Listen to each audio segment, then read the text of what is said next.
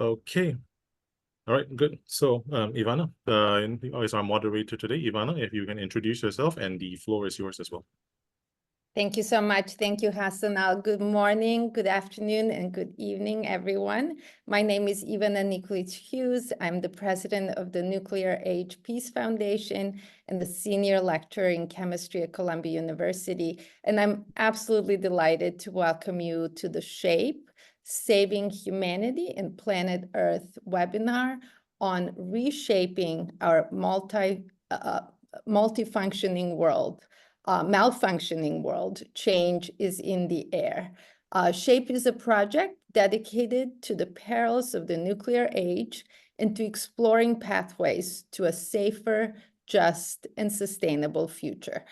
Today, we're joined by the three conveners of SHAPE, Professors Joseph Camilleri, Richard Falk, and Chandra Muzaffar, as well as other endorsers of SHAPE. We have prepared a thought-provoking and solutions-oriented webinar for today with four exceptional panelists who are going to offer their insight into the challenges that plague our world today with a focus on the international system, particularly as embodied by the United Nations, and given the total and complete disregard for international law that we're seeing from a range of governments and actors. The webinar was inspired in part by a recent book by two of our panelists, Liberating the United Nations, Realism with Hope. The book was published this year and co-authored by Professor Richard Falk and Hans von Spelneck. I will be introducing each panelist in turn, and following the panelists' presentations, we will have about 20 minutes for a question and answer session with the audience. We, as mentioned already, invite you to submit your questions in the chat and to keep them succinct. If you'd like to direct your question to a particular panelist, please indicate so. And then after that, we will embark on a brief discussion of concrete proposals with some audience participation, and I will explain how this will work when we get to that point in the program. So at this juncture, let me introduce the first of our panelists, Professor Richard Falk. Professor Falk is Professor Emeritus of International Law at Princeton University. He served as the United Nations Special Rapporteur on Human Rights in the Palestinian Territories from 2008 to 2014. He's the author of over 50 books, including This Endangered Planet from 1971, Public Intellectual, The Life of a Citizen Pilgrim from 2021, and as mentioned, he's the co-author of Liberating the United Nations, Realism with Hope from earlier this year. I want to just say one thing about This Endangered Planet, a book that was written over 50 years ago. In 2022, the Council of Foreign Relations named this book as one of 6 essential readings for the century and one of only 3 essential for understanding the upcoming century. So something written more than 50 years earlier was seen as essential for understanding the upcoming century. Richard is the Senior Vice President of the Nuclear Age Peace Foundation and a person to whom I'm deeply indebted, both personally and professionally, for support, guidance, and mentorship. So let me give the floor to Richard. Richard, the floor is yours, please. Thank you so much, Ivana. It's a great pleasure and privilege to be part of this panel. And let me focus on the UN as the subject matter of the book that Hans and I recently published. I think it's accurate to say that we were motivated by 3 distinct goals in taking on this collaborative journey. The first of which was the sense that the malfunctioning of the world was partly the absence of a United Nations that was effective in the global security and war prevention context. And the second sense was that we felt that an effective United Nations was essential to the benevolent functioning of the international system. That it could not, given the range of problems, including nuclear disarmament and controlling climate change, migration, genocide prevention, all of these issues we felt required a reformed United Nations that was capable of providing the sort of centralized mechanism that would protect the peoples of the world in terms of both their betterment and in terms of the ultimate survival of the species. And the third goal we had, which is less significant perhaps, we felt that the UN was doing a lot of good things outside this global security domain that were not being given credit, and that the UN was being blamed and causing disappointment in ways that it didn't deserve, because, as I like to put it, it was designed to fail if you take seriously the preamble to the UN Charter.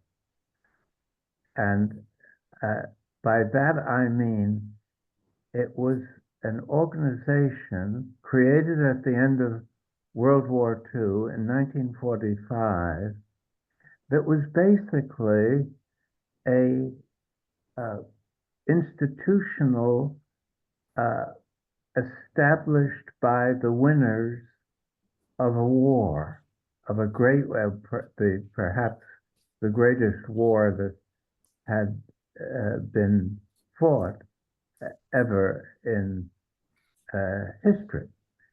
And this idea of having the winners determine the institutional future in ways that left them free, essentially, to act as they wished because of the veto power given to the Security Council, which was the only decision-making body in the UN system.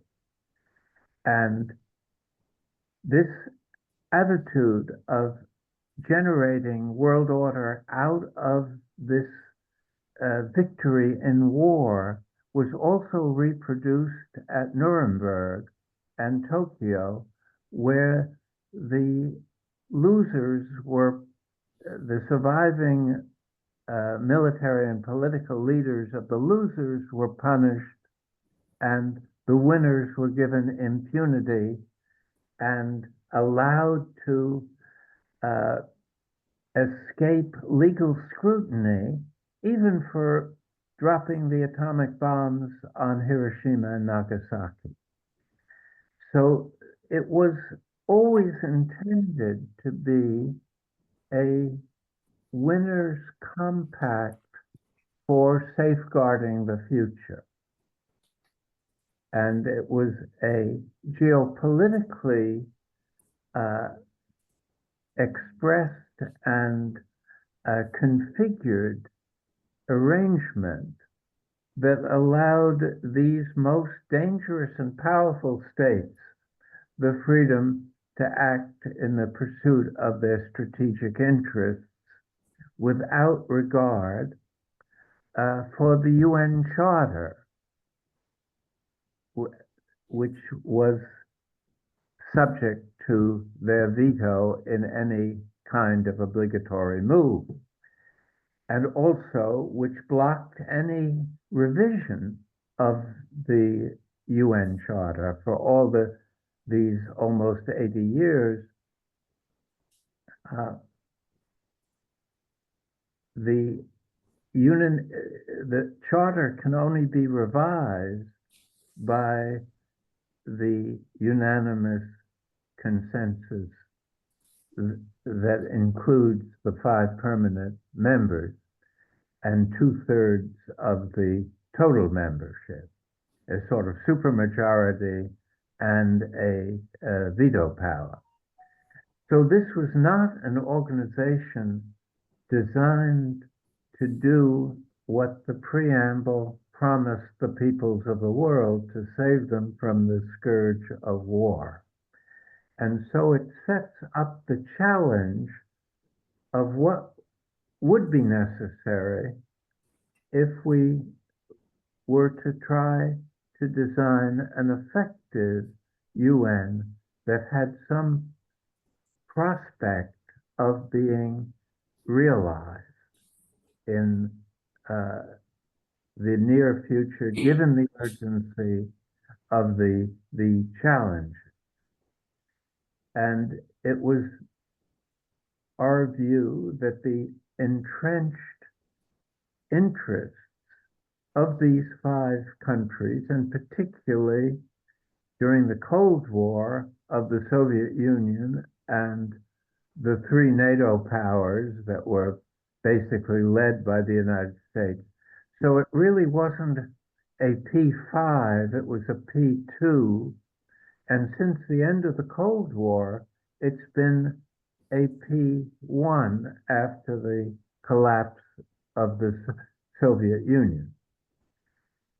So the challenge is, how do we circumvent this geopolitical blockade on adapting the UN to the needs and values of the peoples of the world? And there are 2 ways, I think, of imagining that challenge, of overcoming that challenge. One is an altered sense of realism on the part of these geopolitical actors. Now, the foreign policy elites of these dominant countries are guided by so-called political realists that are convinced that the way to peace is through superior military power. And therefore they rejected the International Court of Justice's determination in 1996 that there was a treaty obligation to embark upon nuclear disarmament. They issued a statement: nuclear deterrence is more relevant to maintaining peace than is the utopian fantasy of nuclear disarmament. And I was participant in a Council on Foreign Relations discussion of global security, in which they dismissed this idea of a world without nuclear weapons as a useful fiction. That the idea in this sort of club-like Council on Foreign Relations was that one needed a threat of military reprisal of an genocidal or omnicidal character. And so in one sense, overcoming genocide also means overcoming the doctrines of deterrence that have become the orthodox way political realists conceive of keeping the peace. And that goes with their desire not to let others acquire nuclear weapons, others than friends or countries that are not seen as threats. Their determination is part of a hegemonic strategic plan. So what we felt was that the realism that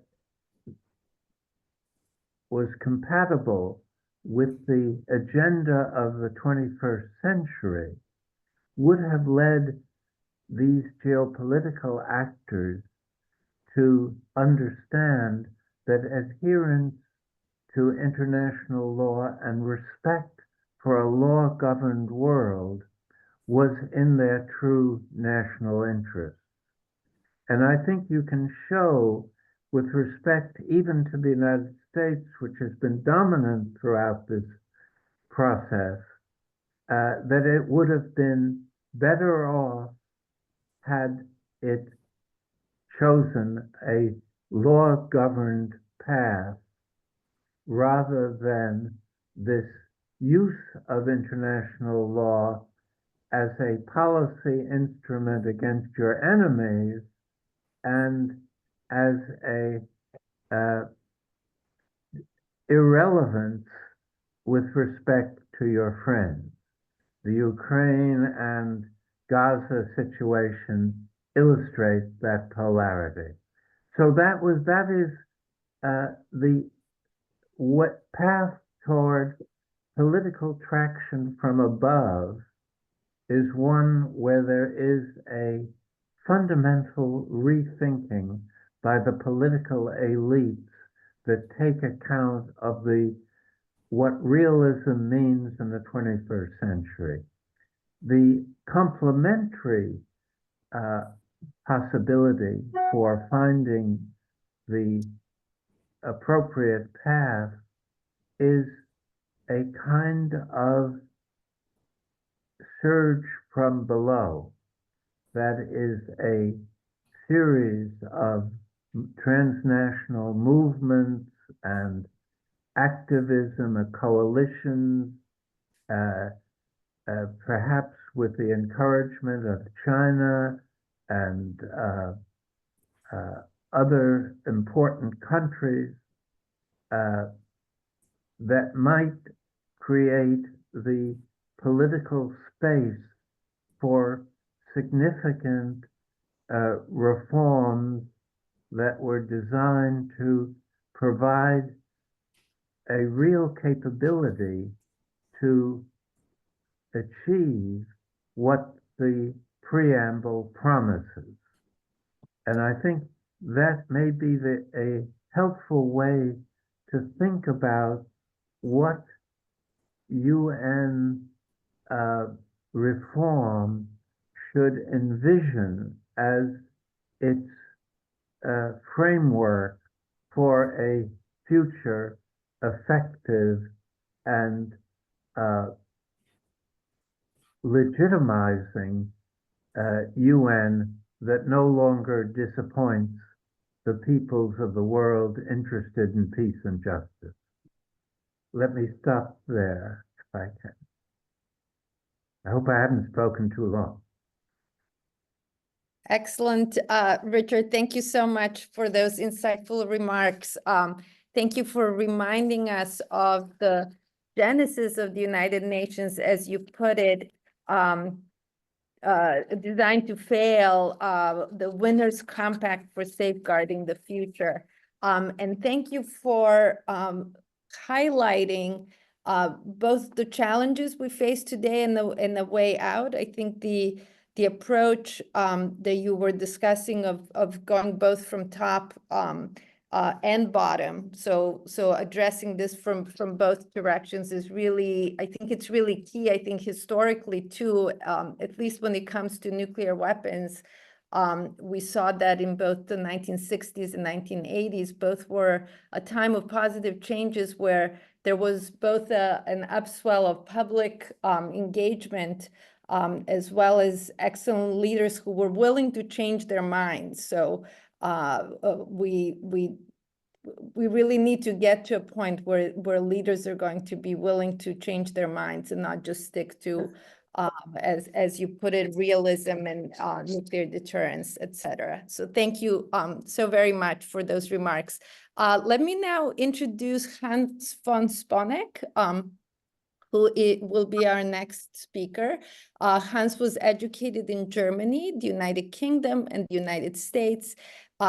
Spent over 30 years as a UN civil servant from 1968 to 2000, including as head of the UN missions in Botswana, Pakistan, and India, as director of the UN Development Program European Office in Geneva, and as UN Assistant Secretary General for Iraq. Hans's professional interests include political accountability, multilateral sanctions, and the linkage between human rights and human responsibilities. And as I already mentioned, he's the co-author with Richard of Liberating the United Nations, Realism with Hope.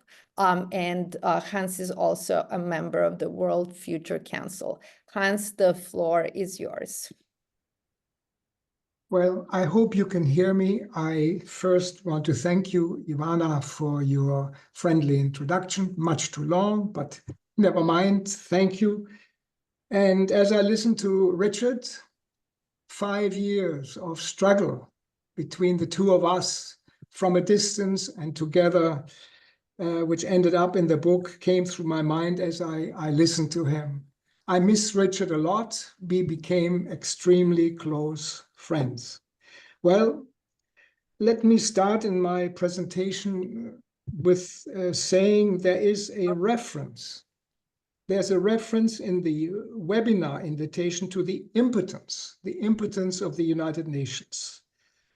This reference certainly applies to the political UN, that is the Security Council and the General Assembly, but it does not apply to the operational, the executive UN of specialized agencies, UNICEF, WHO, World Food Program, UNHCR, and so many others, which under often the most difficult and dangerous circumstances and inadequate resources, and I think Gaza here is a perfect example, is available to act with courage, commitment, and in the spirit of the UN Charter.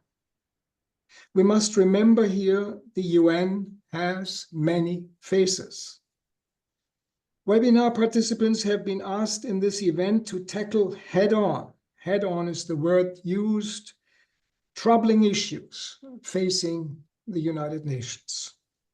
I will do so during the time I have by outlining 4 concrete issues I consider among key concerns in any UN reform debate, as Richard Falk and I also argue in our book about liberating the United Nations.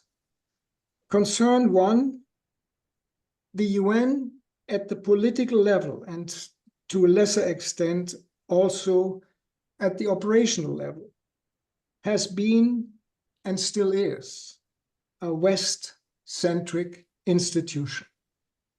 Successful reforms would confirm, it's a tough word to mention here, would confirm a democratized organization freed from geopolitical manipulation, short-sighted nationalism, and so on. The road of reform, no doubt, is long, rocky, and surely full of of minds. However, the Security Council and the General Assembly, in cooperation with the UN Secretary General and civil society, I want to emphasize that, and civil society must facilitate such a transformative process. Concern two, part of the overhaul of the Security Council and the General Assembly needs to be the acceptance by all UN member states that adherence to UN Charter law and also other international law, not just Charter law, is not a question of choice. It's not a question of choice, but is mandatory, and that future breaches will have consequences. Accountability, not impunity. Not impunity has to prevail. Third concern, UN decision-making is entirely statist. It's entirely statist, government-based. There's no involvement, as Richard referred to already, by we the peoples, preamble to the UN Charter. Over the years, however, an increasing number of NGOs from all parts of the world have obtained a consultative status with the UN Economic and Social Council. In 2023, there were 6,000, to be accurate, 6,494 such organizations. And in recognition that the UN is, and I think that's important to emphasize, in recognition that the UN is much more than just an assembly of states, NGO accreditation must further increase, and such linkage with the UN to be institutionalized to allow regular participation of the non-governmental sector in the work of the General Assembly. The fourth point, fourth concern is, until recently, there has been a red line, a very, very red line in the cooperation between the political UN and the executive UN. How well do I remember this from my days in Baghdad? The operational UN was deliberately excluded from any involvement in political and peacekeeping matters. The good news here is that this red line has become less red. Political and crisis management initiatives of the Security Council have started to be linked, yes, at this stage on an ad hoc basis only, but they have been linked to UN country teams involved with socioeconomic development. I think this is an incredibly important and less well-known development that we have seen in the UN system. But such inclusivity, I would argue, should become an institutionalized part of a reformed United Nations. SHAPE and others may consider including these reform concerns in a strategic multilateral reform program they consider significant to the UN of tomorrow. In any case, the current perilous global disorder and the ongoing wars in the Ukraine and the Middle East, where in Gaza and Lebanon, I know what I'm saying now, and I don't say it lightly. Brutality is above evilness. Yes, above evilness, and is victimizing innocent men, women, and children daily, and in truly frightening numbers. It's a gruesome reminder of the urgency to bringing about changes of political behavior, adherence to international law, and universal, has been mentioned by Richard, also accountability, and to create a United Nations able to carry out its functions for peace, yeah, and not just military security, but human security. My last sentence, shape, and we all, in cooperation with like-minded groups and individuals, should feel challenged to lobby for change, to replace predatory capitalism, global militarism, and ecological unsustainability by a new financial and economic order, by disarmament, and by environmental protection of our planet. This, I would say, remains a part, an important part of my vision with hope. Thank you.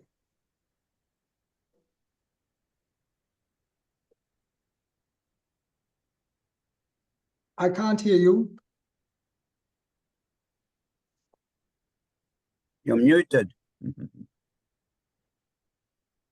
Perfect. Thank you. Thank you, Hassanal. Thank you so much, Hans, for those very thought-provoking and insightful remarks. Thank you for reminding us that the impotence of the United Nations that we see in the workings of the Security Council and the General Assembly does not extend to the many, many agencies that are part of the UN system, which do so much important work with such limited resources.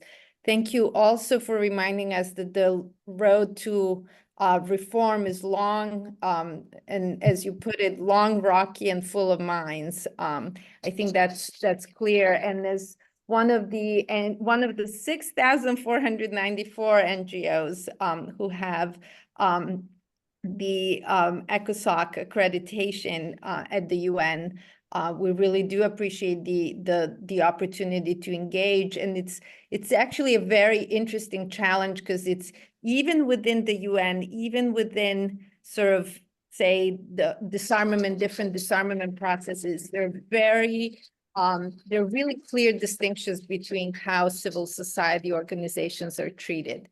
There's some venues where we're welcomed as essentially, equals. It's fine. There's states and there's civil society, but everyone works together as partners. That is most apparent in the Treaty on the Prohibition of Nuclear Weapons. And then there are simply other places where they invite us and then they tell us we can't even go into the room. So it's a continued challenge. So thank you so much. Thank you also for mentioning the term human security, which really is, I think, at the heart of Richard's comments as well, that the notion of national security really needs to be replaced with the notion of human security. So let me now go to our third panelist. And we have with us Dr. Vijay Prashad, who is the executive director of the Tricontinental Institute for Social Research. He's also the chief correspondent for Globetrotter. Dr. Prashad is an Indian historian and journalist, author of 40 books, including Washington Bullets, The Darker Nations, A Possible History of the Global South, and recently, The Withdrawal, Iraq, Libya, Afghanistan, and the Fragility of US Power, that was published in 2022. And earlier this year, he co-authored with Noam Chomsky the book entitled On Cuba. Dr. Prashad, the floor is yours. It's great to be here, and thanks a lot, Ivana. First, I'd just like to say that it's an honor and privilege to be with Richard and Hans. About 10 years ago, my colleague Karim Makdisi and I edited a book called Land of Blue Helmets, the United Nations in the Arab World. And both Hans and Richard had essays in that book. 10 years later, we could republish the same book to the same non-effect, given that that book had absolutely no impact on conversations and discussions within the UN system, despite the fact that Karim and I did several events, even within the UN building in New York. There is a way in which just having a book doesn't start or end a discussion. I do want to make three very quick points, and I hope these points will be taken in the spirit of discussion, because I think these might be a little offensive to some people. The first point is that, as our institute has put it, there's a new mood in the global south. Whether it's the fact that several countries, including, of course, South Africa, put a case at the International Court of Justice. Several countries, including Namibia, have just refused to buckle under pressure from European states to condemn Russia and so on. There's a new mood that is sweeping the global south. I'm uncomfortable with the term multipolarity because I think it's premature. I'm comfortable saying there's a new mood that has swept across the global south. I know there are many colleagues from Malaysia here. The Prime Minister of Malaysia standing next to the Chancellor of Germany and schooling him about Gaza is part of that new mood. So that's the first point I just would like to make, that there is this new mood and we need to recognize it. This new mood, of course, hasn't been able to make any transformative agenda in the United Nations, and I'll come to that at the very end. The second point, in order to properly analyze the world system, our dear, very much missed colleague Samir Amin had put forward a theory of 5 controls. Now, these 5 controls are important, and I'm going to remind us of them. 3 of the controls are controls that the West is now finding contested. It no longer controls these domains that Samir had laid out. On 2 of the controls, on the other hand, the West continues to be dominant. And that is why I believe we haven't entered into some sort of multipolar world order. We are in a world order greatly in dispute and challenged. So let me lay out these 5 controls. The first control is control over resources, raw materials, and other things. This has been now at the center of the dispute. Take the case of the coup d'etat in Niger. The government in Niger tells the French, you can't just come in and take our uranium. We need a better deal. Country after country is saying that we want to upscale our control over raw materials. Even the new government in Indonesia, the new president has said, nickel, we want to downstream and upstream nickel production. We don't just want to export nickel and be paid pennies on the dollar for that nickel. So control over resources is contested. Control over finance is being contested. Recently, Donald Trump complained that if so many countries stop using the dollar, the United States will not be able to illegally, unilaterally sanction them. It's a funny kind of complaint coming from Donald Trump, but it is true. More and more countries are trying to use local currencies, trying to diminish their holdings of foreign external reserves in dollars, trying to diminish it, not come to zero. It's impossible at this time. It's impossible to de-dollarize because no other currency is as yet willing to take on the role of global currency. The Chinese, for instance, will not end capital controls, which is a requirement to have a kind of de-dollarized world completely in play. It's just not going to happen in the short term, but there is a contest over finance, different financial systems being built. Second control contested. The third control is science and technology. This is ipso facto contested, and there are more scientists in this room than I know theorems of science. So I don't want to say anything much about this except to say I saw a train in China prototype, a 640 kilometers an hour train on magnets. Now, it's not yet financially possible to put that into mass use, but that's a lot faster than the fastest European trains at around 120 kilometers, 150 kilometers an hour. Chinese already run trains at 300 some kilometers an hour. So science and technology contested. These are the 3 contests: finance, resources, science and technology, where the global south and other powers are contesting Western hegemony. The 2 which are not contested are very important. Of these 2, the first is information. We simply don't have a contest on information. The Western information systems continue to dominate the world's imagination. This has got to do with hardware as well. You might not know that Elon Musk owns more satellites than the government of China. This is hardware. I'm speaking to you from Santiago, Chile. I get out of Chile through the internet along a cable that Google owns that goes all the way up to California. There are no public cables in South America. We are absolutely reliant on Western multinational corporations. This is not just hardware, also, of course, the content. CNN, Fox News, Le Monde, and so on still dominate the imagination of what people are reading. I've worked for years, mainstream press in India. The international page is filled with stuff that's just lifted directly from Reuters, the Associated Press, and Agence France-Presse. This is the Western imagination run wild globally. The West says Xinjiang, and everybody follows suit. Nobody questions things or sends a reporter to China or anything like that. They just adopt the narrative directly. Information, there really isn't a contest. And then the fifth control, military weapons. And here this brings me to my third point. Military weapons, there are no controls.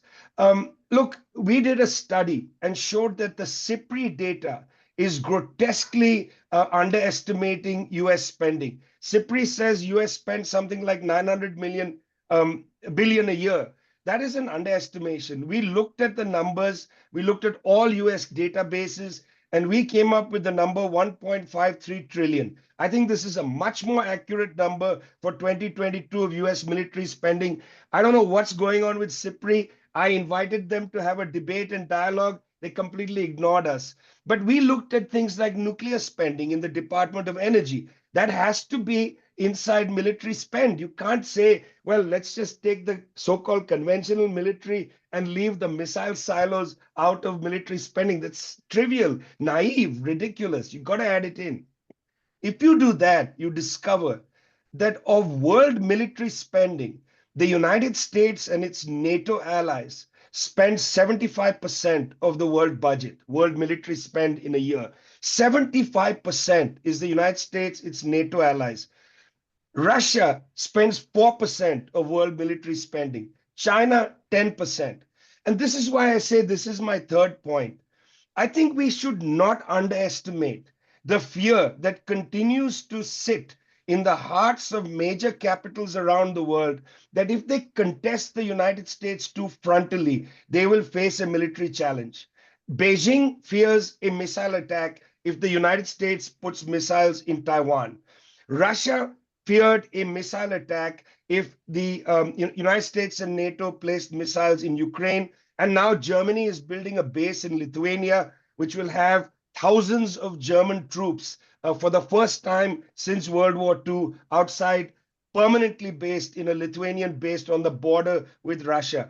These countries actually fear the US attack, and they have good reason to fear it. Tehran has good reason to fear the US will attack because the United States is a reckless military power and has recklessly used its power against illegally the people of Iraq, used it against the people of Libya, etc., etc., etc.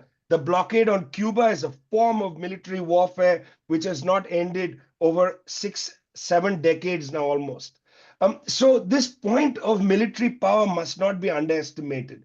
The reason why it's not a P5, but a P2, maybe even a P1, really, if I'm totally blunt, it's a P1, is that the other members, even of the Security Council, permanent members, fear the United States and its wrath.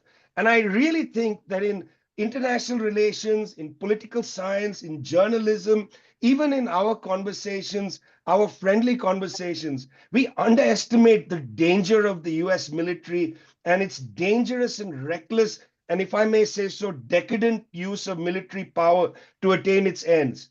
It is clear the United States will not be able to build better technology than the Chinese on all things at the immediate time. They would like the Chinese to go back to being just manufacturers of Apple phones, not making Huawei, Honor, and other phones.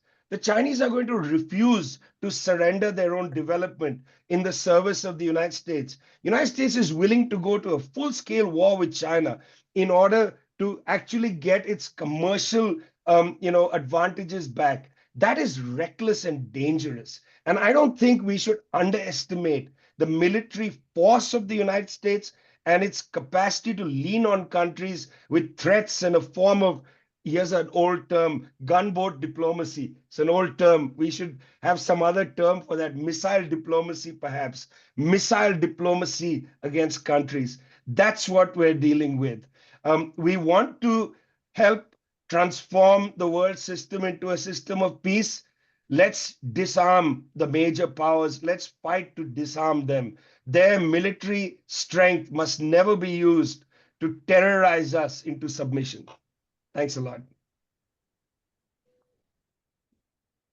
Thank you so much, Dr. Prashad, for those sobering remarks. Thank you for reminding us of the new mood in the Global South and giving us examples of the Global South, as you put it, schooling the North on where we are and where we need to go. I really enjoyed hearing you speak about the 5 controls, the contested ones on raw materials and finance and science and technology, and the uncontested ones on information and military weapons. I just wanted to add, in terms of the starking numbers that you mentioned on military spending, it's also the United States having about 750 military bases in over 80 countries, right? As opposed to no one else doing anything of essentially of that sort, nowhere close. So thank you so much for all of that. It is now a great pleasure to introduce our final panelist, Dr. Grace Naledi-Pandor. Dr. Naledi-Pandor was South Africa's Minister of International Relations and Cooperation from 2019 until this year. She led her country's historic genocide case of December 2023, brought against Israel in the International Court of Justice. She has been an African National Congress member of Parliament since her party's majority rule in 1994, and as such has held several ministerial positions, including also as Minister of Higher Education and Training, 2018-2019, Minister of Science and Technology, and Minister of Home Affairs. Dr. Naledi-Pandor, the floor is yours. Thank you so much for joining us. Thank you very much, and good morning to everyone, or afternoon, depending on the region. I'm really sorry that I joined quite late due to connection problems here in New York. So I've been asked to talk about Global South and the challenges to the world order. I'm not as optimistic as the previous speaker, nor as hopeless as he almost became toward the end of his contribution. I think that it's always important to begin by acknowledging that the greatest challenges for us in the South broadly remain poverty, inequality, and joblessness. And whatever we do, while we join in the polemics and the major debates on the geopolitical terrain, it's important that these aspects that affect our people directly are not forgotten. I believe the new threat of the South is the growing loss of faith in democracy among our masses. When you speak to our people on the ground in communities, in shanty towns, in displaced communities, the concern expressed is that democracy has not delivered what they had hoped for, has not changed their lives. So I do think that if we are to build a South that is able to stand on its own against a rampant North, we need to attend to the interests and concerns of the ordinary masses of our various countries. I also am uncertain often as to the appropriate use of the concept South, because I have found that we don't have an ideologically fresh, shared orientation as countries of the South, an orientation imbued with progressive goals. I think the South ideologically is very, very fractured, due, yes, to the colonial or imperial imprint, but also really due to a lack of political ideology in many of our societies. I think governance has to a great degree been bureaucratized. This is why when you focus on the importance of pursuing progressive ideals and being concerned about the oppressed, you would often find within the South a puzzle as to exactly why would that be your concern. So I would be asked, why is South Africa focusing on genocide in Palestine? Surely you should be worried about your domestic issues or regional issues.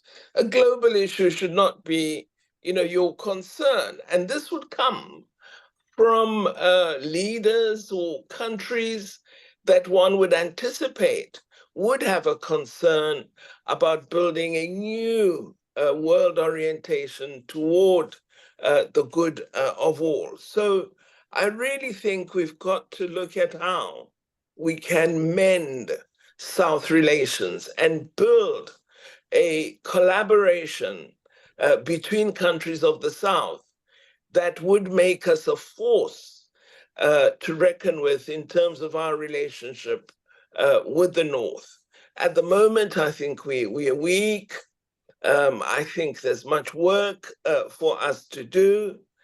And no one is really working on developing a platform for unity that would allow thoughtful collaboration among countries and between countries of the South. But having said that, I do think there are signs of hope that we can build on. I think the actions by South Africa, a post-apartheid country, having suffered hugely under apartheid from abuse of human rights, for it to be the country that stands up and actually takes on Israel and its allies to the ICJ using international instruments that have really been neglected in practice. I think this was a very important step. And for South Africa to be joined largely by countries in Africa and in Latin America, again, signals that there are the beginnings of an emergence of a progressive orientation that we could work with and build on. I also think the enlargement of BRICS is an important step, and particularly the discussions about international payment systems and the continued use of the dollar. It'll be interesting to see what comes out of the summit in the next few days as to what would be done with respect to this. And I hope we will have a reasoned approach that begins to work toward building a new, more independent system that can support us in our development aspirations. I also believe that the chairing of the non-aligned movement by Uganda and the stated intention to revive the non-aligned movement is a very important development. So there are signs of hope, but much more needs to be done. A further sign of hope is the mobilization of young people. We met young people at the University of Columbia yesterday in large numbers, and really they're thinking about the world today, and what they hope to see for the future is a very fresh approach to world affairs. The concern of young people about the oppressed and their view that they cannot sit idly while others suffer is, I think, very important, a very important development within the higher education setting. What was of concern to me in that interaction is that academics are feeling under a lot of pressure in the academy and do not see themselves as steering processes toward challenging the current order or the interventions and interference with academic freedom.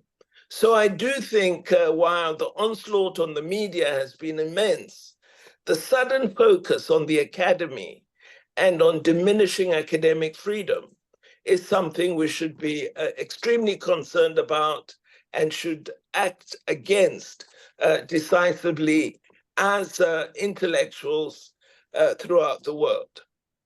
I agree with the previous speaker that we need to look at the United Nations far more carefully and really have a concrete attention to the matter of UN reform.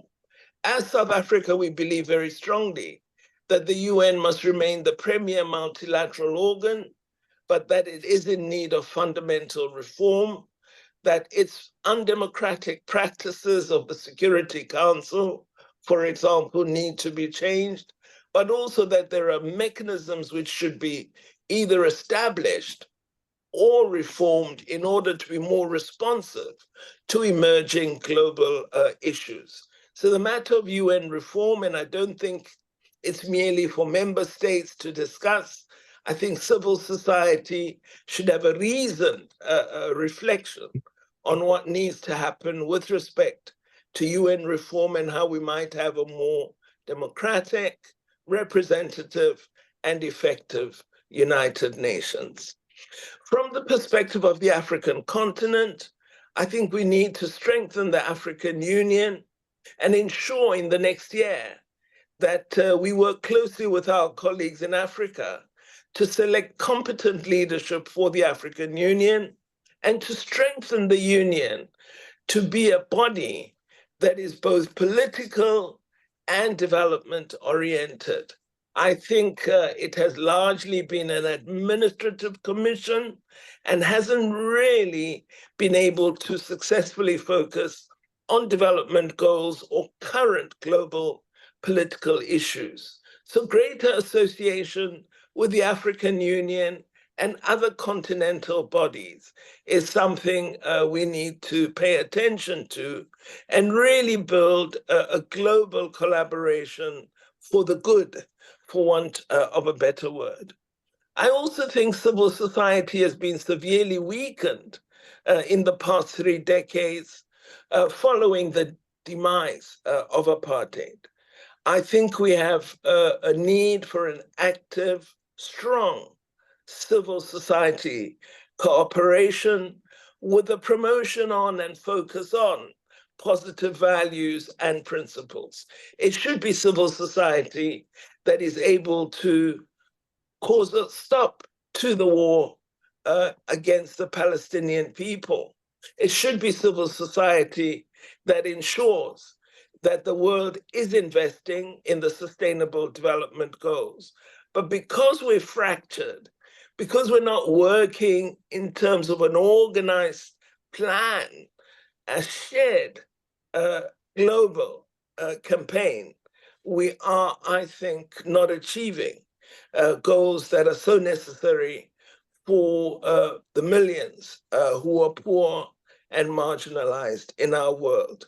Finally, I also would say that there needs to be an active focus on the matters that prevent a positive development on the African continent in particular, but broadly in the developing world. And that is ensuring that we support capacity building for efficient service provision by civil services all over the world, and especially on my continent, but also have active support for ending corrupt practices, both by individuals on the continent, but also major business sector players who are often those who initiate corrupt practices.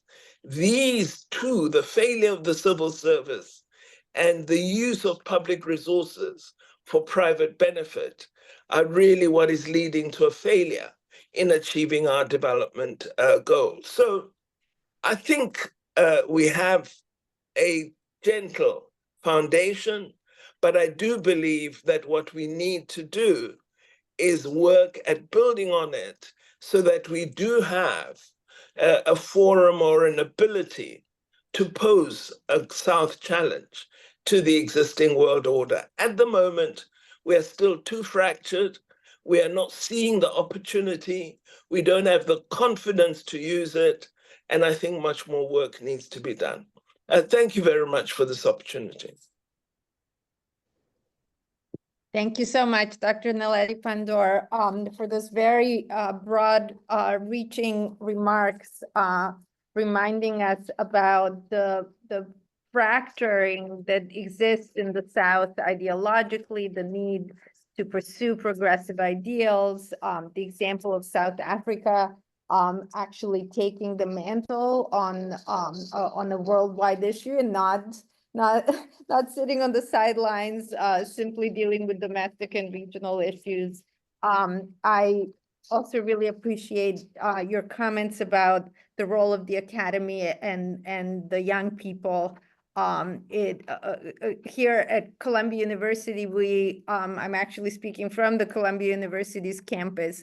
We have the history of student protests in the 60s. We have the history of student protests in the 80s in support of anti-apartheid efforts. And that has, of course, continued in an enormously challenging situation this year, the end of last year and this year, with what is happening in Palestine. So thank you for mentioning that, as well as the need to strengthen the African Union, both as a political and as a development body. All greatly appreciated comments.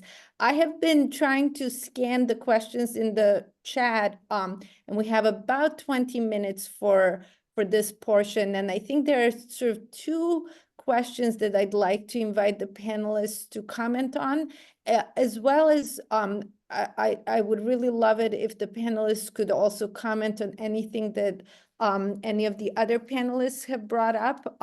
But two comments, two sort of questions about BRICS, which we also heard from Dr. Naledi Pandor, as well as a question about the UN Charter Review Conference, which of course was supposed to happen in 1955 and has not happened. So if you could comment on BRICS, the UN Charter Review Conference, and perhaps anything else other panelists have brought up. We'll start with Richard Falk.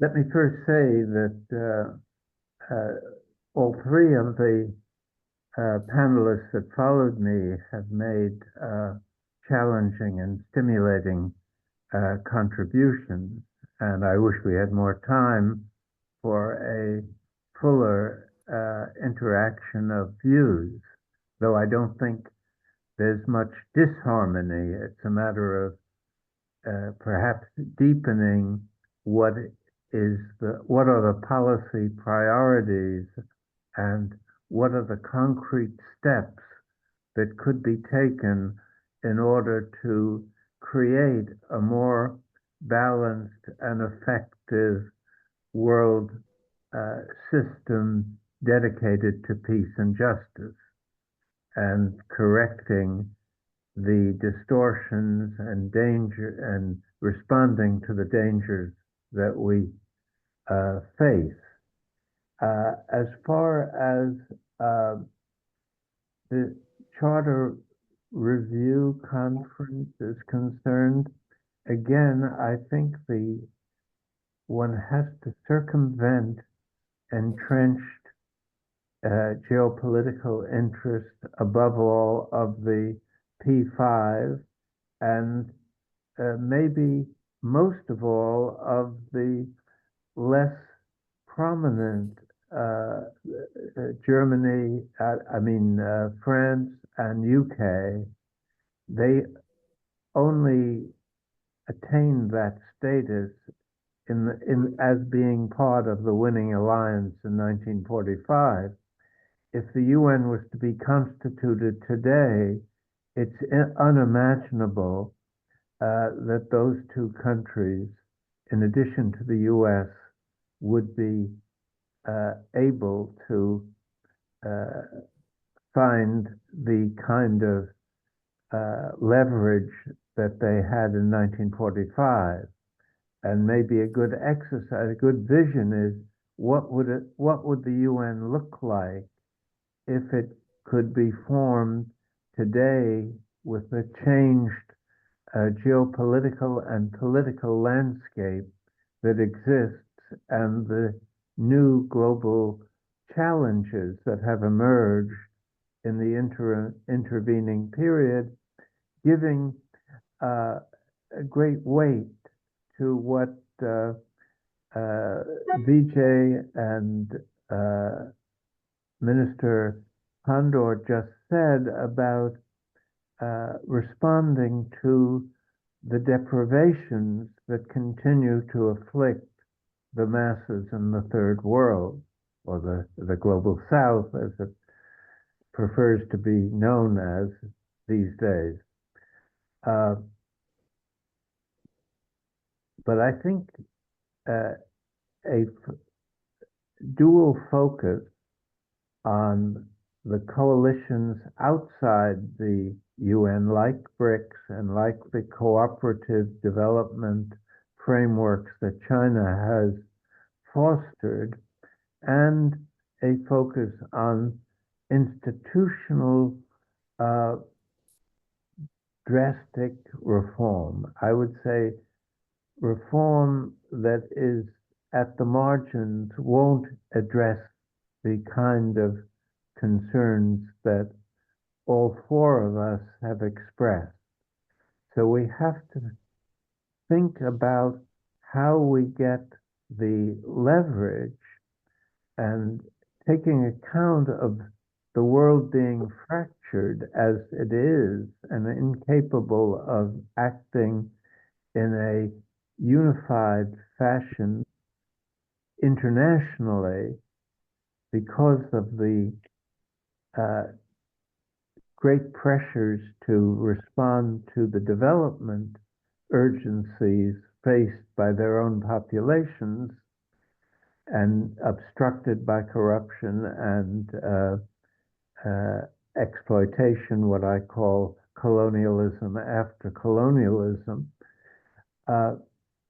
This is a time, one question that we should address is, do we have the time for a orderly emergence of the kind of solution-oriented responses that are so imperative at this time to we can contemplate them, but how do we actualize them?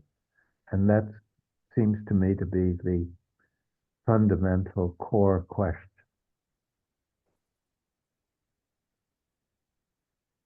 Thank you so much, Richard. Thank you for highlighting that challenge of plenty of good ideas out there. How do you actualize them? Let's move, Hans, if you would like to make some comments on previous remarks or BRICS and the UN Charter review. Well, thank you very much. The Charter review, of course, you are referring to the project that the General Assembly accepted in September on the future of the United Nations that came so many years later. I would say it is a frightening revelation that a resolution was passed which showed a wish list for improvements that is, it reminds me of an ABBA song. ABBA song, I Had a Dream. It is so totally unrealistic, not in all the 52 action points, but in many. And what SHAPE and other new coalitions could do is to press the debate in the direction where the General Assembly must understand that the civil society, the non-governmental sector, expects a lot more from the General Assembly in terms of concrete steps for change. I think that is a demand that, and when I listen to Dr. Pandor, to Richard, to Vijay, it's very clear to me from a German perspective, at the German national level, to the EU level, to the global level, that we need exactly what Dr. Pandor talks about: strengthening coalitions, alliances, getting rid of inferiority complexes in order to demount the controls that Vijay has talked about.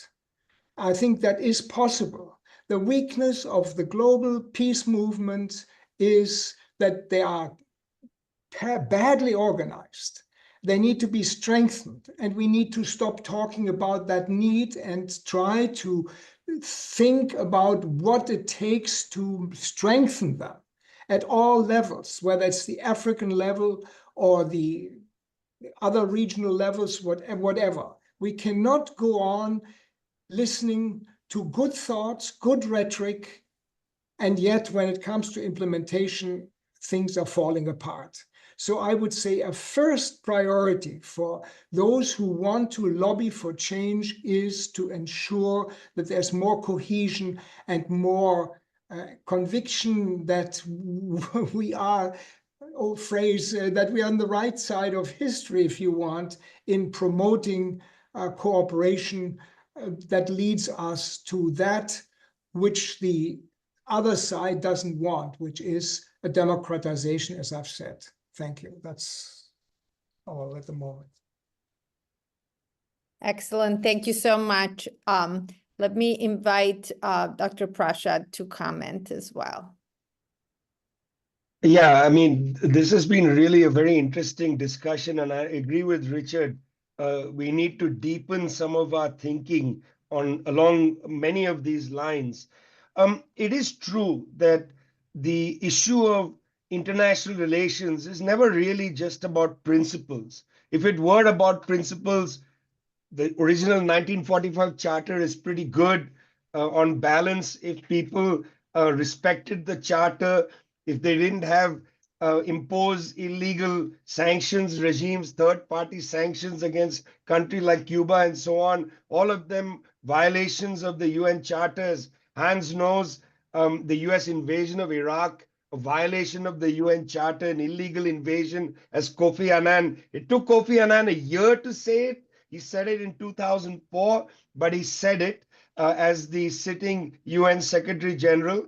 An illegal invasion because there was no UN General Assembly, no UN Security Council resolution. And mark this, that Joe Biden last year said or the year before last, when Russia entered Ukraine, said no invasion like this has happened since World War II. You know, striking control over the information order, that wasn't immediately contested by anybody. It's not just about principles, it's about power. And about power reflects the fact that there are new centers of power, conglomerations of power that are either developing or that are reviving. The revival of the non-aligned movement, as Nalini Pandor mentioned, is one such example. The expansion of the BRICS to BRICS Plus is another such example. We are in the process of consolidation and revitalization of alternative centers of power. How they will now contest for instance, the voting shares at the International Monetary Fund, the governance at the World Bank, the governance at the United Nations system, that is to be seen. These are, in a sense, early days of the consolidation of new blocks of power. You can't expect China to sort of roll in and leverage its surpluses and say change the UN. Doesn't work like that. It's going to be a process, an accumulative process of counter power being developed. Now, last year I did write an article saying that France and the United Kingdom really need to rethink their permanent seats at the UN Security Council. After all, these are mediocre, useless countries. There is no African country with a permanent seat at the Security Council. Perhaps France should graciously give up its seat to Senegal or to another country on the African continent, as it is being told to go home across the Sahel region of Africa. There is no Latin American seat at the Security Council, permanent seat. Maybe it's a good idea to have Mexico or Brazil take a seat there. And finally, the largest population in the world, India, my own country, might very well tell the British to shove off and give up their permanent seat to India in a final act of historical vindication. But these things don't happen, again, by principle. The question of power is very important and should never be underestimated. We can write any number of revisions to the UN Charter as intellectuals, put them out there for discussion and debate, but good ideas without power are merely opinions. And I think we have to watch as the balance of power shifts and hope very much that the new emerging centers will be rooted in a respect for the principles of the UN Charter, which is, in my opinion, the most important text we have in the world, because it is the consensus document of all countries in the world. There's no other consensus document of its kind. So I very much hope the new centers of power, as they emerge into strength, will put forward a reform based on the principles already in that treaty. That's what I very much hope for. And I really hope that we don't sit on idealism, but understand a little bit of the materialist need to track and see and push along these changes in the world order. Thank you so much. Thank you for mentioning that potential low-hanging fruit of changing the composition of the permanent members of the UN Security Council. Let me just invite Minister Pandor to comment as well. Minister, please.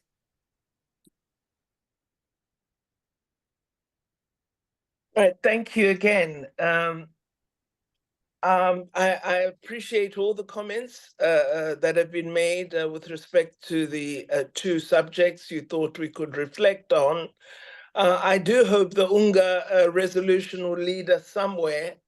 But having learned from a struggle, that change doesn't happen unless you encourage it to happen actively. I think we need other voices. I think we need to be much closer to the process of reform deliberations.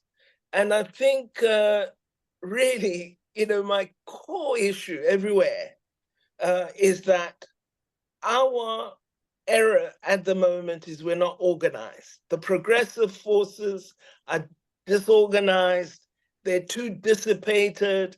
They're all focusing on the same thing without unified planning and action and core campaigns where they're needed. So we need leadership. We need someone and some organizations to actively take up these issues.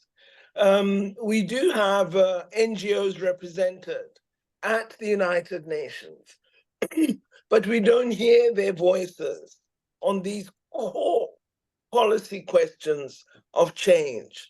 A lot of the P5 countries are the ones that are most reluctant to discuss UN Security Council reform, because the reform would directly affect the hegemony that they enjoy.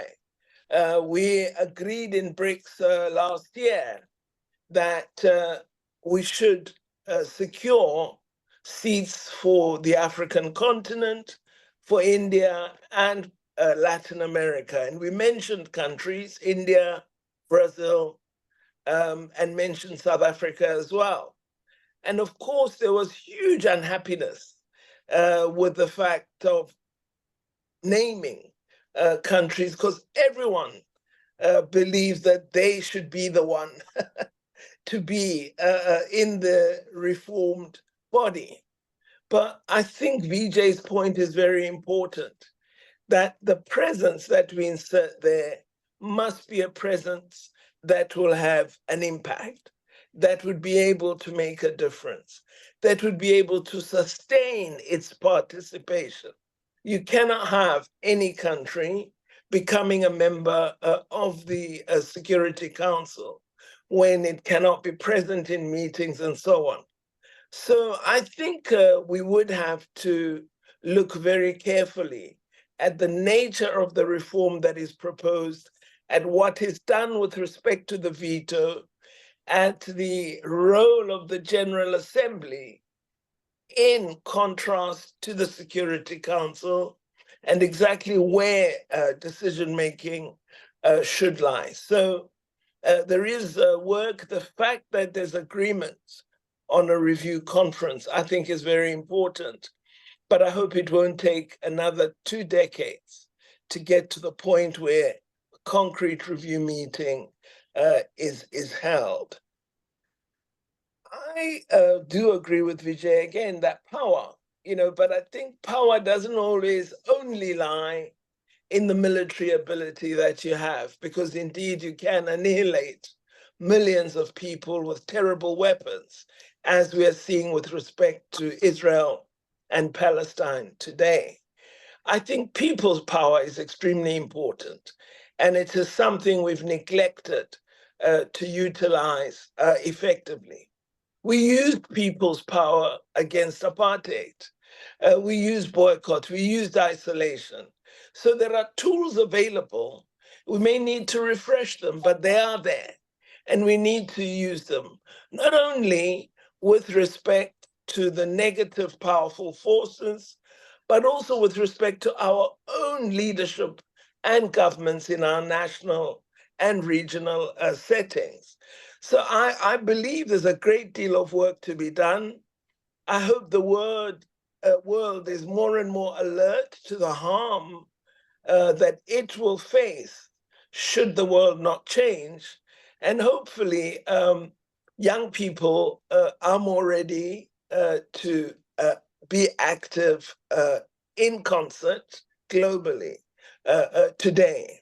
And I hope organizations such as Shape and others would join them, and would also take an interest in the emerging regional blocs such as BRICS and the opportunity they offer for thinking in a new way about the world today. Thank you very much. Thank you so much, Mr. Pandor, and thank you for reminding us of the need for leadership, and perhaps not just reactive leadership, but also proactive leadership on reaching goals. We have reached the point in the program where we're going to have a discussion, a solutions-focused discussion. So I'm going to invite Professor Joseph Camilleri to summarize for us some of the proposals that have emerged from today's discussion and otherwise. And then we will proceed with a kind of back and forth with a group of people. Professor Camilleri is one of the conveners of SHAPE. Professor Camilleri, the floor is yours. Thank you, Ivana, and thank you to the rich contributions of all our 4 panelists. I think the idea of putting a number of solutions or proposals is, of course, somewhat ambitious. Nevertheless, I think we've heard both a statement of some of the key problems and some ideas about how they might be overcome over time, okay? Of course, the question of time is crucial. I'll come back to that very, very quickly.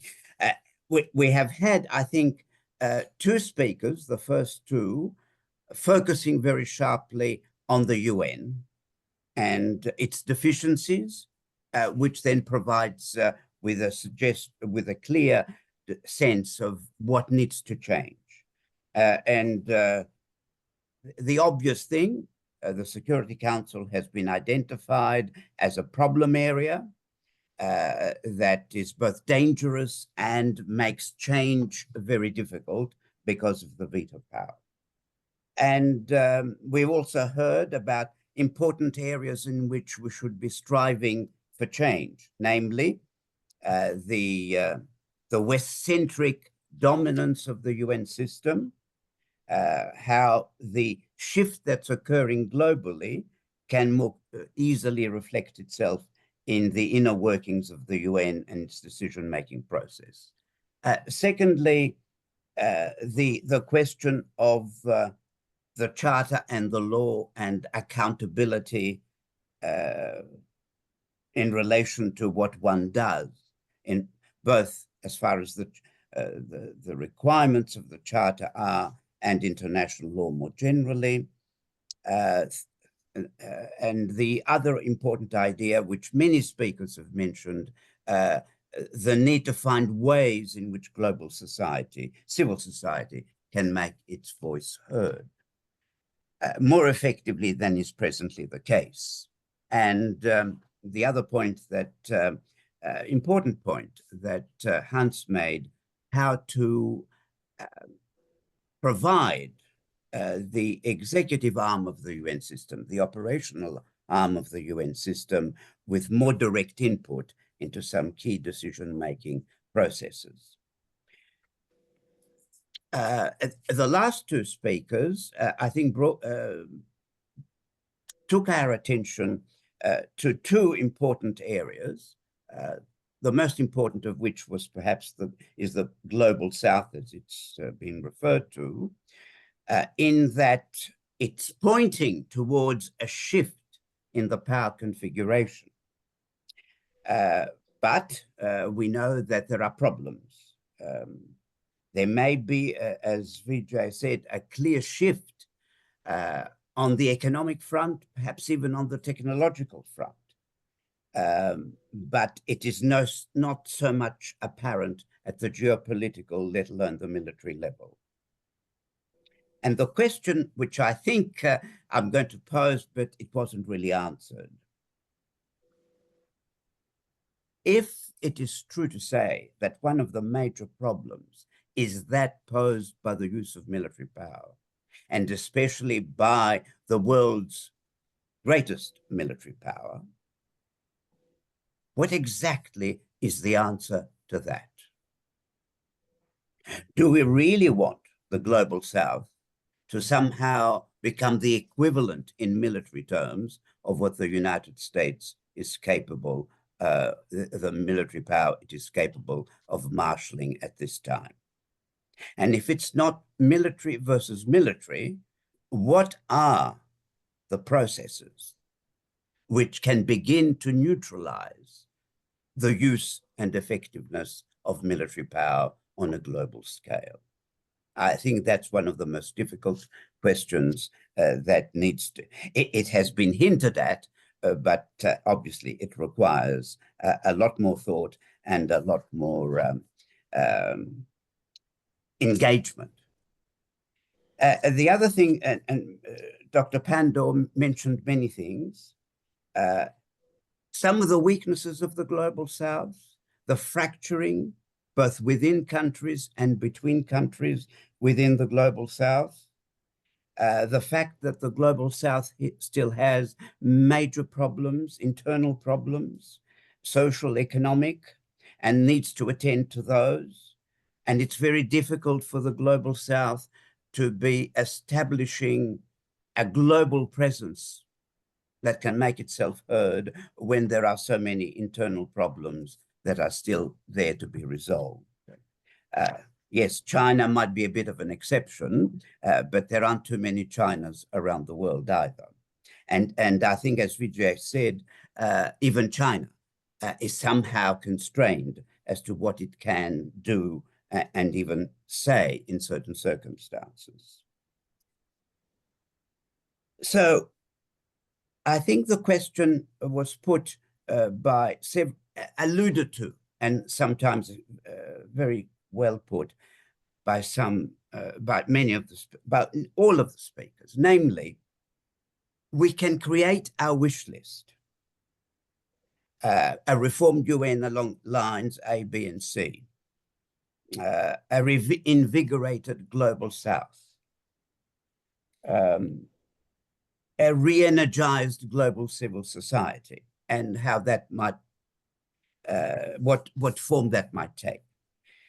But actualizing it is the big problem. I think we've put the problems on the table. Now the question is, and I'll leave it with a question, where does initiative lie for the kinds of changes that have been foreshadowed, discussed by our panelists today? Where does initiative lie for change? Of course, you can say every single human being on earth is capable of contributing to the change, but what organized forms of change can be contemplated that can be even remotely equal to the challenges we now face? Where would it come from? Where can leadership be exercised? Doing what? Over what kind of time frame? I know these are very difficult questions, but I think they need to be posed and dealt with head on over time. And perhaps there needs to be some ongoing thinking and writing up of these ideas. And as I think Dr. Pandor was saying, we need to be much more united and cohesive and consultative and collaborative than we seem to be right now. The progressive forces haven't got their act together, though many good things are being done in many ways, but how do you convert that into a significant force for change that can turn things around in a way that we haven't yet seen, well, for some very considerable time? I think that's enough from me. Thanks, Ivana. Thank you so much, Professor Camilleri. Let me thank you for raising those very critical questions. What I'd like to do is invite Professor Muzaffar, who's the third convener of SHAPE, to comment. And then I would like to go actually in the opposite order and start with Minister Dr. Pandor and then Dr. Prashad with their comments as to this portion of the program. And then what we will do is we will have Paulina Chen, who is one of the members of the SHAPE Coordinating Committee. She's going to do a brief summary for us of comments so far from the audience. And then we'll return to Hans von Sponeck and Richard Falk for their comments. So Professor Muzaffar, the floor is yours, please. Thank you, Ivana. Friends, peace be with you. I've been given 2 minutes. I'll make a couple of comments within these 2 minutes related to the presentations and perhaps slightly beyond those presentations. First, I do not think we should be overawed by military power. And I do not think that we should spend time talking about how the South can mobilize its military resources, because I don't think that's the way to go in working towards an alternative political and social order. We forget that in spite of the United States' awesome military power, it was on the battlefield that it was defeated, perhaps 3 times after the Second World War. And on each occasion, the forces that defeated them were actually much weaker militarily. very, very much weaker, but they managed to win in the end. First is Vietnam. We forget that. The tremendous victory of the Vietnamese people against American military power. Number two, we forget that in Iraq, the US also lost. It went with a particular purpose, but it didn't achieve its purpose. Today, you've got a different situation, and if you look at the geopolitics unfolding in that region, I think within the next decade or so, you're going to see a very different type of Iraq and West Asia, very different from what the US would have wanted. And that again, to my mind, is a defeat. And third, you look at Libya. They went in there with a purpose. They achieved nothing. They created chaos, and the chaos hasn't benefited them or anyone else. But what may emerge from the chaos may be something else, which may show towards other forces that are at work, not only in Libyan society, but in North Africa and in the Arab world as a whole. So the point I'm making is, we should not give too much emphasis to military power. And I don't see that as one of our shortcomings in the global south. And that brings me to the second point that I want to make very quickly. I hope we can stop talking about the global south per se. If you look at Gaza and the Palestinian tragedy,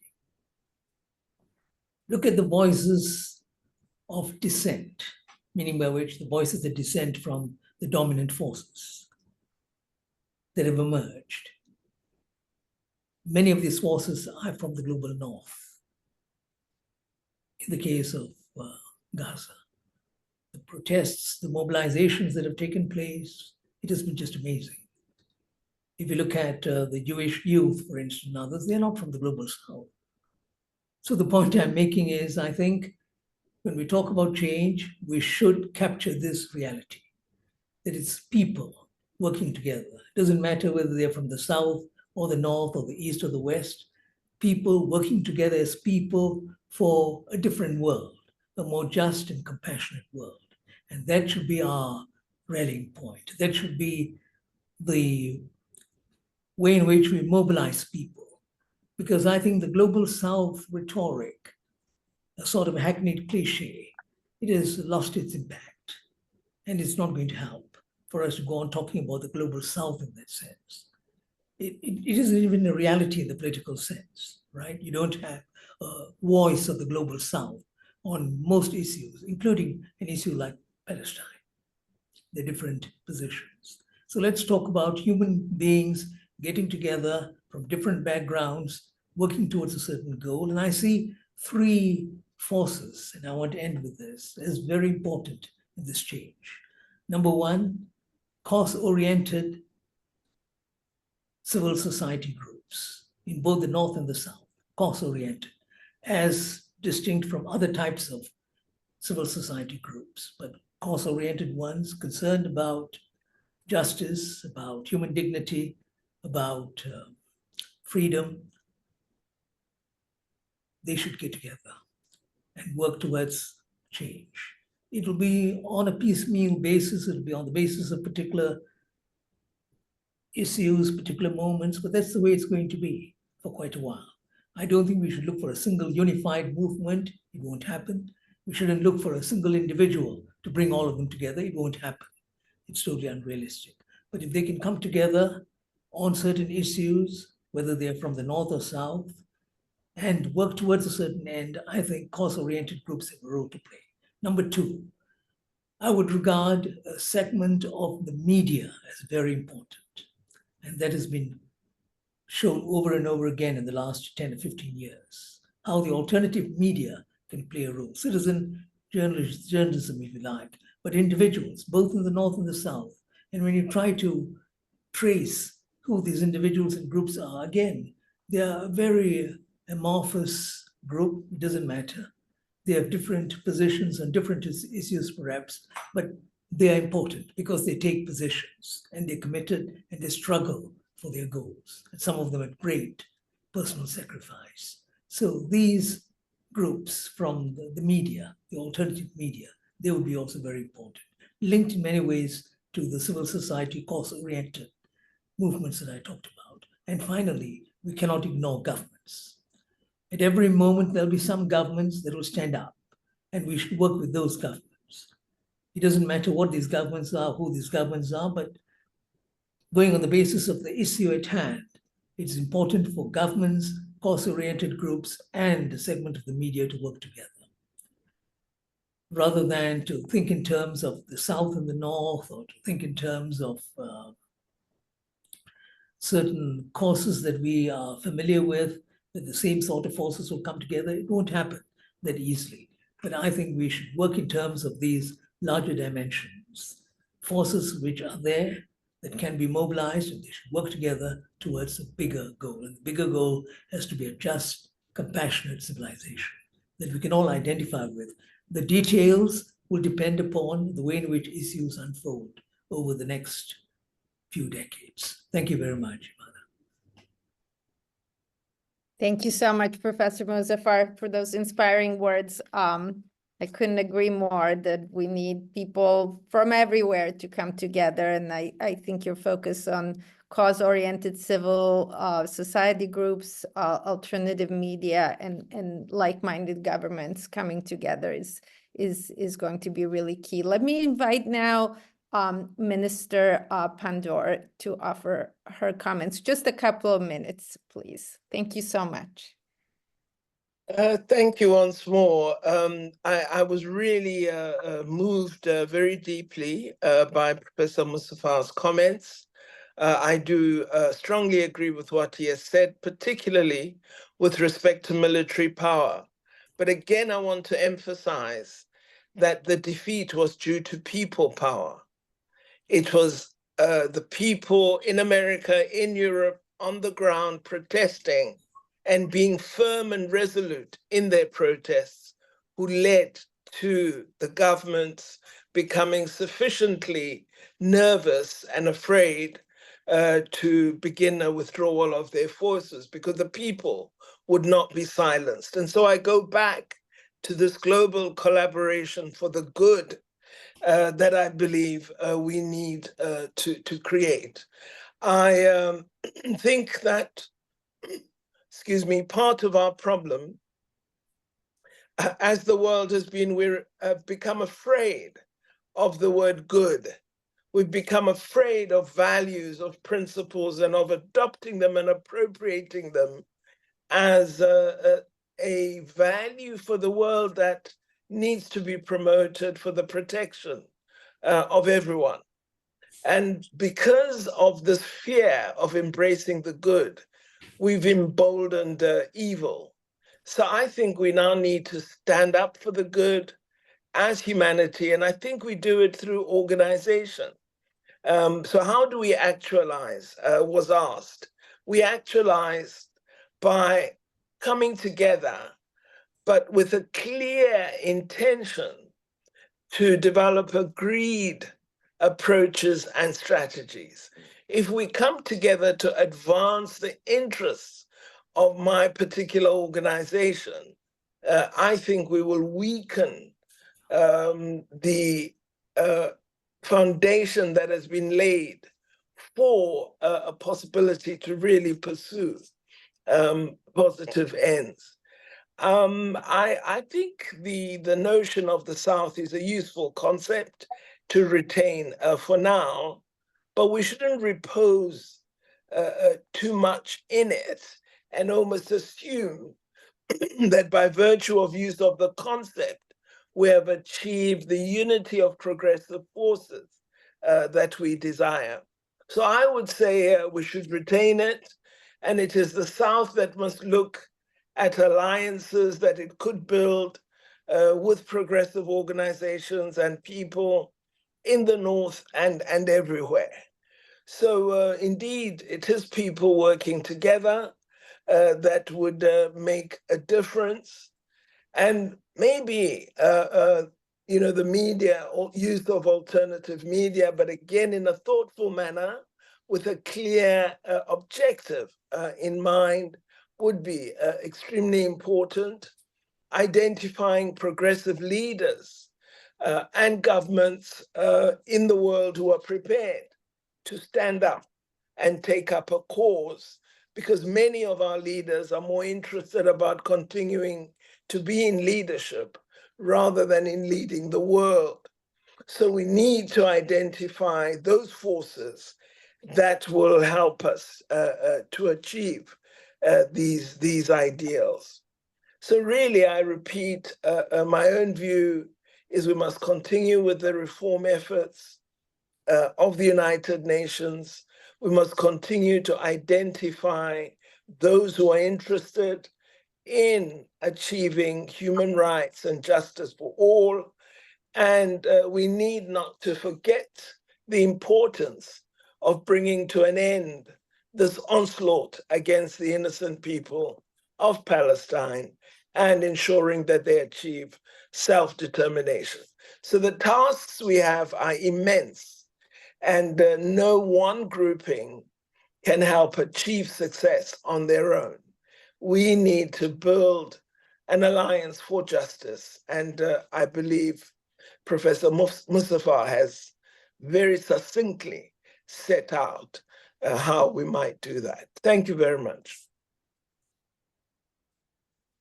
Thank you so much, Minister Pandor. Thank you for calling out what I would say is lack of leadership in today's so-called leaders. Thank you. Thank you very much for that. Dr. Prashad, just a couple of minutes of your remarks, please. Yeah, of course, I believe very much in the people's power, but I don't want to, put that in front as a very naive concept without acknowledging the realities of power. I mean, look at it this way. When there was a conflict in Libya, a minor compared to what is happening in Palestine, the West rallied around the concept of a no-fly zone, rushed through 2 UN resolutions, 1970 and 1973, based on the responsibility to protect doctrine, and then pummeled and destroyed Libya. I mean, I've been to Libya since the 2011 war. It does not resemble what Libya did before the war. It has been destroyed. And I don't know how long it's going to take to recover, but it's going to take a very long time. In the case of Palestine, despite the fact that very many countries around the world have put on the table the need for a ceasefire, not one country has been able to put forward a no-fly zone resolution. Why isn't Egypt flying its planes, which it bought at enormous cost over the last 15, 20 years? Why isn't Jordan flying planes? Where are the Gulf Arab aircraft that they bought at, again, such high cost? This has to do with the realities of military power. If you don't take this into consideration, I think you will not be able to have a realistic understanding of how to advance things in the world. The counter to Western military power is not to build up major military power of the South. That is exactly not my implication, and I don't see where that would come from. I would suggest 3 things that are already on the table. Number one, and this is very important, countries like China, even Russia, have called for a return to arms control. It was the United States that unilaterally left the anti-ballistic missile treaty in 2002. In 2019, the United States unilaterally walked out of the intermediate nuclear missile treaty. Nobody else has walked out of the arms control regime. United States walked out unilaterally. The return to arms control, I think, is very important. The Chinese have put it on the table. They would like to have this conversation and discussion. We should push for it. We should push for a return, so-called, to Geneva. That's one point. Secondly, in 2016, after the destruction of Libya, the African Union's Peace and Security Council passed a resolution saying that there should be no foreign military bases on the African continent. I concur. Why hasn't it been acted upon? Foreign military bases should simply not be allowed. It should be put into a discussion of the UN Charter. That is one way to hem in the Western military power. 900 military bases, by the way, by our count, not 600 and something, 900 military bases. Do we need the runway at Tyndall Air Base in Darwin, Australia, to be expanded so that B-52 nuclear-carrying bombers can land there in violation of the Treaty of Rarotonga, which calls for a nuclear-free South Pacific? I mean, this is a real issue. And that the African Union Peace and Security Council has passed this resolution in 2016 should be something that we amplify. And finally, I'm talking about practical issues. That's what Joseph had asked about. These are practical issues. Finally, the United States and its NATO allies routinely conduct freedom of navigation exercises in the South China Sea, in the Persian Gulf, in the Arctic Circle. Now, the interesting thing is, freedom of navigation is a term of art that was treaty negotiated in the UN Conference on the Laws of the Sea. It's a treaty. The United States is not a party to the treaty. It hasn't ratified the treaty. And yet, once again, the United States uses a treaty that it refuses to ratify to use military violence, that is to say, put its military ships along the international waters of foreign countries. There should be some sort of UN consideration about not allowing treaties to be used by parties that are not signatories. For instance, the Treaty of Rome. United States is routinely pushing for other people to be brought to the International Criminal Court, but it hasn't yet become a party to the ICC because it refuses the Treaty of Rome. There has to be some kind of UN process that says if you are not a treaty party, you cannot act based on that treaty. These are three practical ways to discuss the hemming in of Western military power. One, get back to arms control. Two, no foreign military bases. And three, don't misuse UN treaties if you are not willing to ratify them. These are practical issues. These have to be on the table. The United States certainly did lose in Iraq, but it destroyed the country on its way out. The United States did lose in Afghanistan, destroyed the country on its way out. Same with Libya. I live in Latin America. I live in Santiago in Chile. Latin American countries are perennially afraid of being overthrown. Gustavo Petro, one of the smartest political leaders on the world stage, is facing what he called a coup d'etat in his country using the judicial system, what in Latin America is called lawfare. All of this is the muscle of the United States to intervene in countries where they don't like what the political leadership is doing. And let us not be naive about that. It is a real and present danger to world peace. Ivana. Thank you so much. Yes, Sorry. Professor Muzaffar, Just please very go quick ahead. comment, Yes, because please, there please. are other things on our agenda. I think it is wrong to equate what is undoubtedly US hegemony with military power per se. Hegemony is a much, much bigger phenomenon. And that is what has forced so many countries into submission. There is the reality of hegemony. And the question is, how do you deal with this reality of hegemony? And hegemony, military dimension, is just one dimension. And in fact, when it comes to the brass tacks, it is not even the most important. You are able to dominate for other reasons, including the ability to dominate the mind, the domination over media, over educational programs, universities. It's everywhere. It is hegemony and the reality of hegemony which is our biggest threat. So when we talk about a malfunctioning world is a reality because of the reality of hegemony, of US-led hegemony. That is the challenge. Thank you so much, Professor Muzaffar. I'm going to invite Paulina briefly. Any comments from the audience that you wanted to share with us, please? Hi, hello everybody.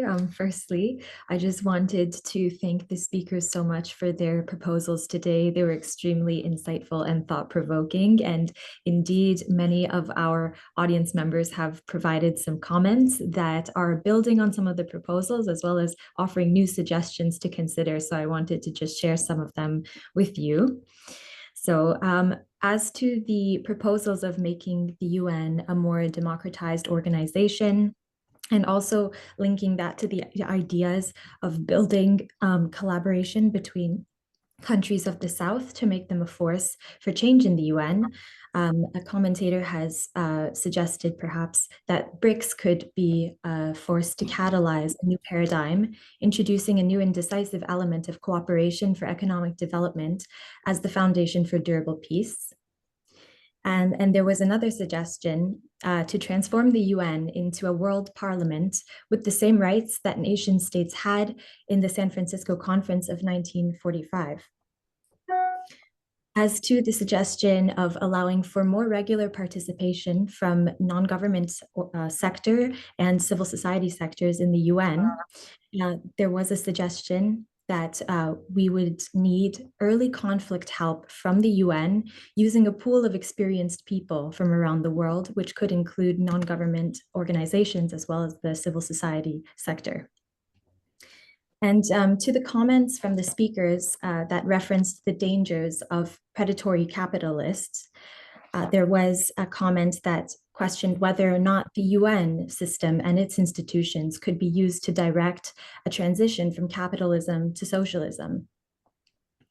In terms of a more non-related novel suggestion, referencing the Gombak Declaration on the Sanctity and Value of Human Life, which was declared in Kuala Lumpur earlier this year, one audience member suggested that perhaps the UN Charter, the UN Declaration of Human Rights, and the Convention for the Rights of Children could be reformed to reflect the sanctity of human life. So those are so far some of the comments we have had, and I hope that maybe this can add to our discussion. Thank you so much, Paulina. That's excellent. Thank you, and everyone in the audience who has commented and contributed in the chat.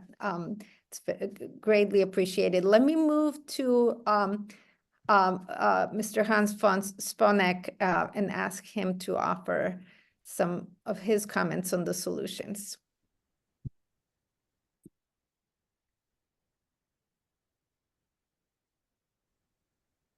There isn't very much time, but I want to stress that I discovered throughout the 2 hours, one common issue was we need to get better organized. And we have examples of that. You know, I'm glad that Vijay smiled throughout what he said. I like he smiles. That gives me a positive feeling, even though he challenged us a lot with what he had to say. But I would submit to him, we should definitely be more optimistic in the power of people power, as Dr. Pandor has referred to. The South African success is there. So let's stop talking about the need for getting organized and change the topic into implementation. And in that context, the time is very little that I have. I noted that I wanted to make one further recommendation, which is relevant in the context of this part of the program. And that is, I feel very strongly that SHAPE should establish a standing committee on UN reforms, a standing committee on UN reforms with the responsibility to monitor the progress of what's happening in the UN General Assembly about the UN future agenda. And that committee should prepare, in my view, a regular one-pager, not much more bureaucracy, not so much time, but just a watchdog function, a status report. This report would be shared by to all SHAPE members, of course, to civil society organizations. And here I want to say we haven't done very well in the non-governmental sector in trying to link up with the governmental sector. Here's a chance through such a report to get involved, regularly involved, with the President of the UN General Assembly, the UN Secretary General, the Human Rights Commission, and the UN system of executives. I think that linkage, and that would include, by the way, I shouldn't forget this, references were made to academia. Also with academia. Academia has not played the role it should and could, but we haven't tried to use them. So let's use them. Let's challenge the political parties that are in the General Assembly and so on by giving them these regular one-pager reports that we prepare at regular intervals about the status of the reforms. And in other words, that is our contribution then to getting better organized. Thank you. Thank you so much, Hans. I think that's a brilliant suggestion to have a SHAPE standing committee on UN reform. I think that's really excellent. Richard, the floor is yours.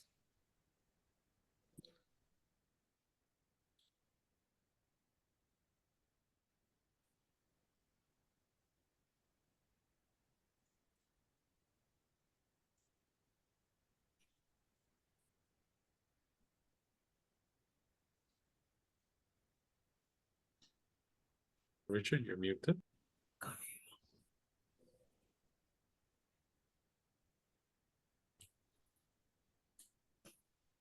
Chandra brought to our attention the failures of military superiority to control the political outcomes in these three contexts. I would add Afghanistan as a very important fourth one. But I think what is hopeful about this is the broader generalization, because it was not only the United States that didn't succeed in these conflicts, the European colonial powers also lost despite having superior military capabilities at their disposal. And that is a tribute to people power, to the rise of nationalism as a human right through the notion of self-determination. But what is really important, I think, is to understand that power in the sense of shaping history doesn't belong to the military, to military agency the way it did before 1945. That military power in a substantial spectrum of conflicts has lost its capabilities to prevail politically. And the elites of the world have refused to learn from this lesson because of the strength of what a prior speaker called predatory capitalism. The arms sales sector is so linked to government policy through its lobbying capabilities that you're unable to learn. And so you keep repeating the same kind of misplaced confidence that military power equals national security, let alone human security. I also think that the academic protest movements highlighted by what's happened on the Columbia campus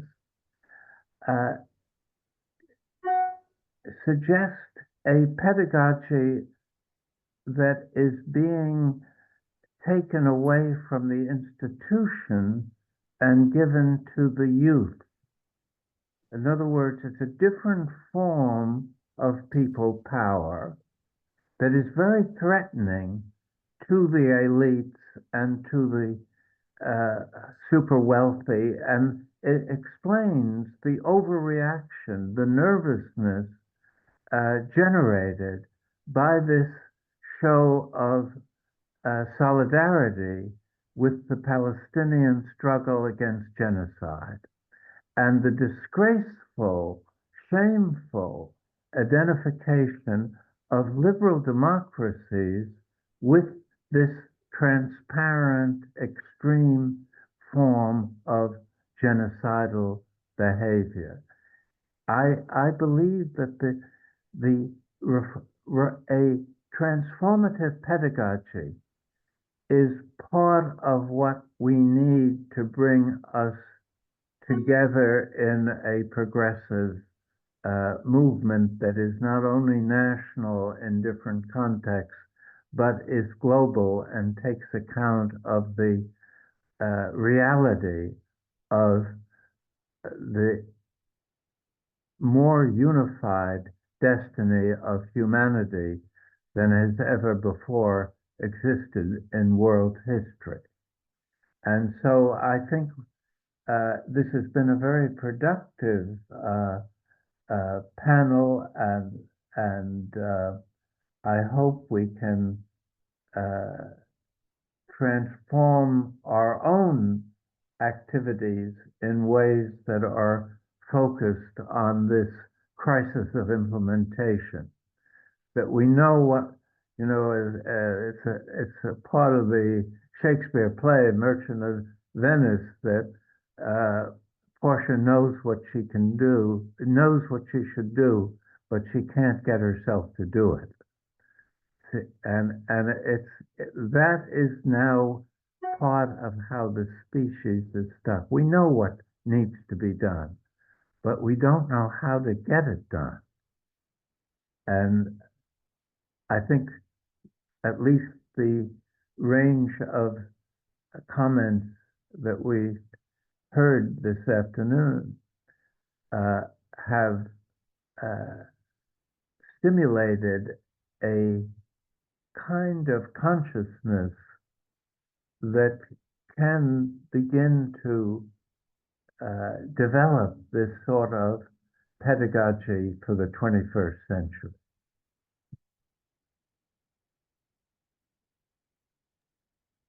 Thank you so much, Richard. Since we are very short on time, I'm going to turn the table back to Professor Camilleri to offer a brief summary of the proposed solutions, and then we will, Professor Camilleri.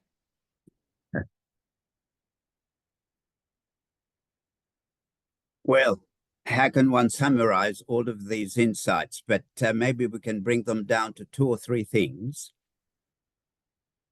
I think many of the speakers, I'd say all of them, have stressed the need for more effective organization, which doesn't mean one single person, one single group, but it does mean various forms of collaboration. And that requires 2 things, and I think that's come through too.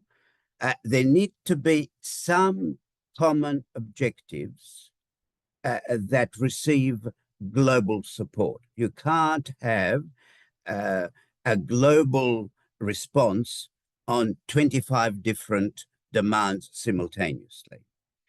And to be able to, therefore, crystallize 2 or 3 or 4, but a limited number of absolutely critical changes that need to occur, to identify those, and then to get a global collaborative effort behind them. So there needs to be some, obviously what people are saying, some thinking through as to what these critical, strategically constructed demands might look like, and how to build the necessary momentum behind them.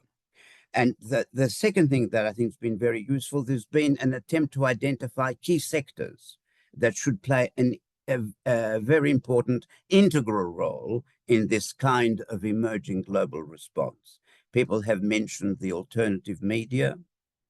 They've mentioned the academy. Perhaps we could go further and say the educational system, including the school sector, not just the university or higher education sector. and not only just protest, but how pedagogy, how teaching and learning can be crucial elements in knowing what to do, having the confidence to do it, the skills, the know-how, the analysis. We don't have, in most parts of the world, an educational system that helps to generate those essential tools, and developing those tools is going to be obviously critical. And there are many other areas, professional sectors, some important elements of the faith communities which haven't been mentioned around the world, and trade unions, many other sectors. We need to think about all of them, obviously, very constructively. There's been quite a lot of discussion about military power. I think probably to capture what people have been saying about this is, yes, the United States might have by far the world's most powerful and destructive military machine. But what I think is also being said, that the power to destroy, which is clearly evident on a colossal scale, Vietnam, Iraq, Afghanistan, Libya, and so many others, destruction, is not matched now by the power to build. That's the weakness of the United States war machine. It can destroy, it can intimidate, but it can't build. It can't lift up the spirits. And the question is whether there is some kind of cohesive, progressive force around the world, around certain key demands that can lift the human spirit and provide the hope that change is not only desirable, but possible. I think that's the best summary I can offer of some of the key ideas to emerge during the last 2 hours. Thank you. We're deeply indebted to all 4 panelists and to all the participants, including their comments. Thank you so much, Professor Camilleri. I really can't think of better words to end on, because I do believe that change is possible and that we can yet see change. I think on the issue of climate change, we see a lot more public awareness. I think that's in part due to the role of the media, in part due to the role of the education sector, and we need that kind of engagement across the board on geopolitical issues and issues related to nuclear weapons, potential of nuclear war, and more. So given that we've, I guess, overstayed our welcome, I will be closing at this point. I am so grateful to the SHAPE conveners for inviting me to participate and be here with everyone today, and to all the 4 panelists for their brilliant, insightful, thoughtful, thought-provoking remarks. So grateful to be a part of this discussion. And of course, this is not just a one and done. This is a process that must continue. And I look forward to working with everyone that's part of SHAPE on furthering this agenda. I do really like Hans's recommendation for a standing committee on UN reform. I hope we can move in that direction. Thank you, everyone, for joining us, for staying on a Sunday, whatever it is, morning, afternoon, evening, wherever you are, for over 2 hours with us. Thank you so much. Thank you, everyone. Thank you, Ivana.